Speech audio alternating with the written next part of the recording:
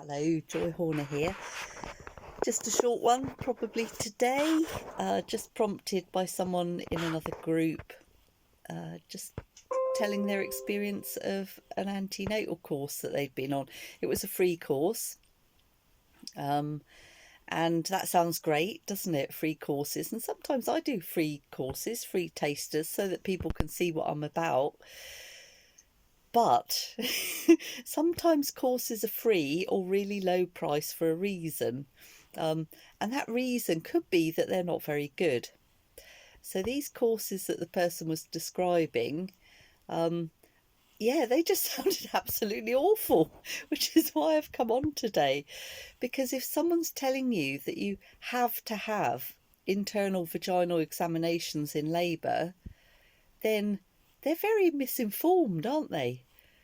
And they might feed you another load of misinformation.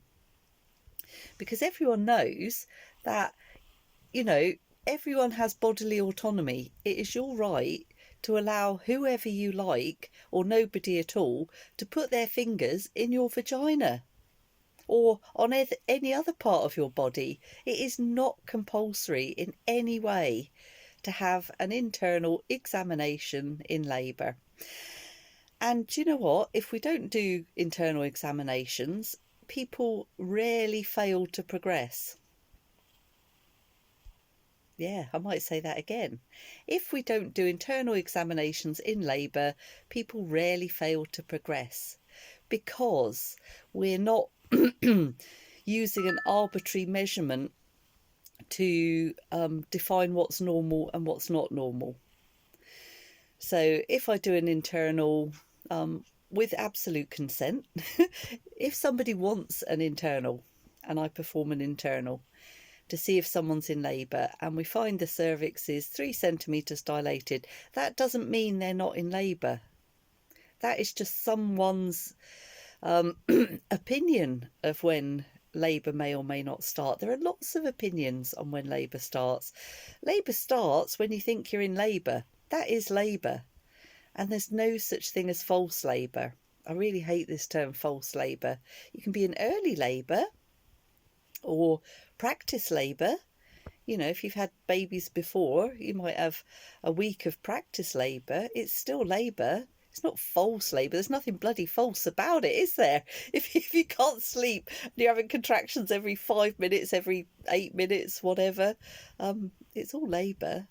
It's just our medical definition of labour and when it starts and how it should progress. And one of my favourite sayings is that labour isn't linear. Who dilates at a centimetre an hour? Let's actually look at the statistics and see how many people actually dilate at 1 centimetre an hour. It's very, very rare. I'd say labour isn't it isn't linear. After 1 hour you're not 1 centimetre, and then after 2 hours 2, and after 3 hours 3. It doesn't go like that. Labour ebbs and flows. Labour has stages and phases. So it's So going back to doing internals, they're a very, very limited value. I can do an internal and find out that a cervix is 3 centimetres dilated, and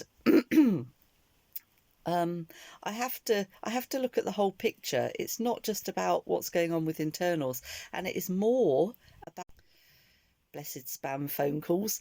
It is more about what the woman or birthing person is feeling. Doesn't matter if they've had a baby before or not. It's more about what the person was. Why does everyone try and phone when I try and do a live? It's like 10 minutes out of my whole week. And suddenly I'm inundated with calls. They can wait. Yeah. So going back to internals, they're not compulsory. They can be really uncomfortable, and they're no predictor of the future. So it's more important to look at the actual person, the pattern of contractions, and what the person or woman in labour is saying that they're feeling. If they're saying, I feel that this is going really quickly and it feels really strong, then it doesn't matter if they're 1 centimetre dilated. You better not send them home from hospital, or you better not leave that house, if the person's having a home birth, because do you know what? They might be right.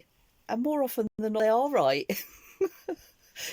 They know what's going on in their bodies. They can feel it. We just have this really inaccurate tool of measuring a cervix, But luckily, lots of midwives have other ways of measuring how quickly labour is going and whether it seems to be established labour or not. And that's a labour that's progressing and isn't going to stop, unlike early labour or the latent phase where things can stop and start quite often. But yeah, a lot of midwives have got the skills of observation and of listening.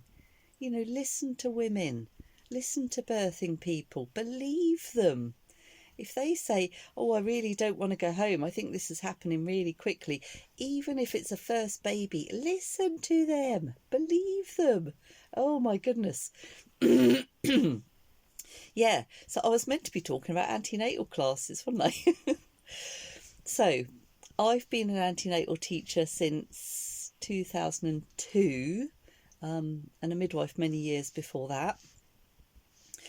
And the way that I teach, I was trained by the National Childbirth Trust.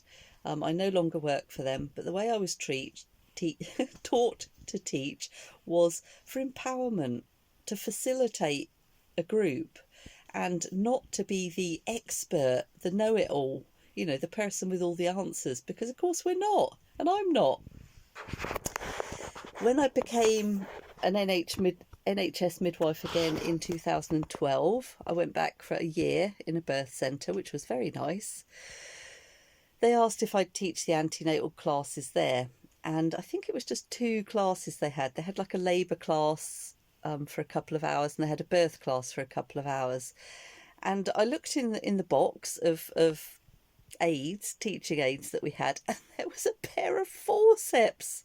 Oh my goodness, who wants to see a midwife clanging a pair of forceps when they're preparing for a normal birth? Nobody. It's a horrific thing. Nobody. I mean, forceps aren't horrific, but the idea of it and the sound of it and you can really scare people and trigger people, and it's not good.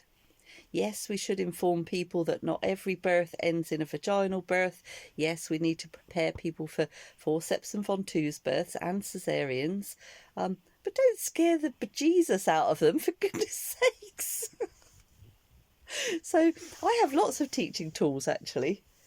Here's not one that I prepared earlier, but I'm going to have a walk in my very cramped office, because it's also where I do my pottery and things. I'll just quickly see if I can turn the camera around and I can show you one of my lovely teaching aids.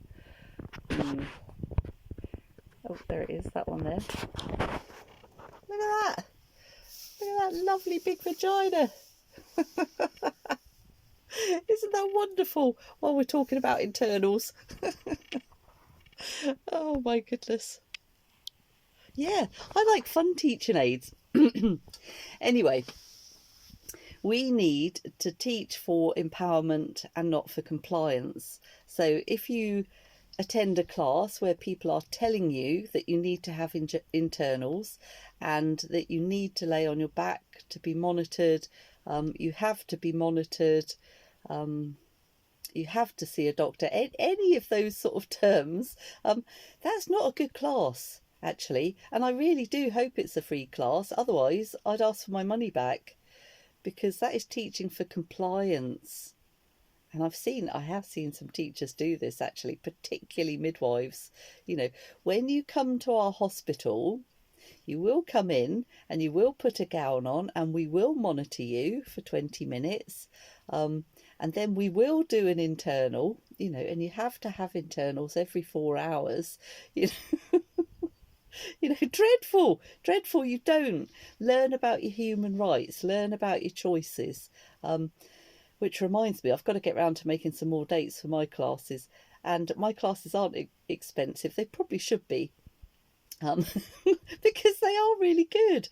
But getting the information out there is much more important, which is why I do these little lives on Tuesdays. Not every Tuesday, you know, I'm busy on some Tuesdays, but I like to share what information I can here.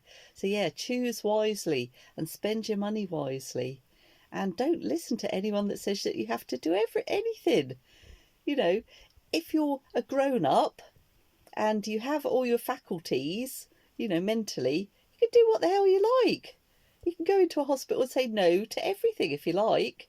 You can stay at home and say no to everything if you like. You know, you don't even have to come up with a reason. No, thank you is good enough. Or, yep, I've thought about all the options and it's still no. Thank you.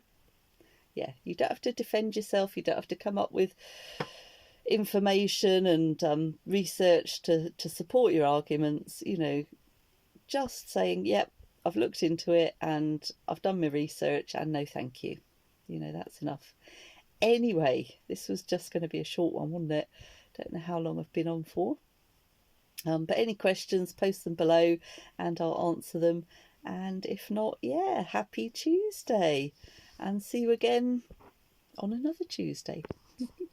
Take care. Bye.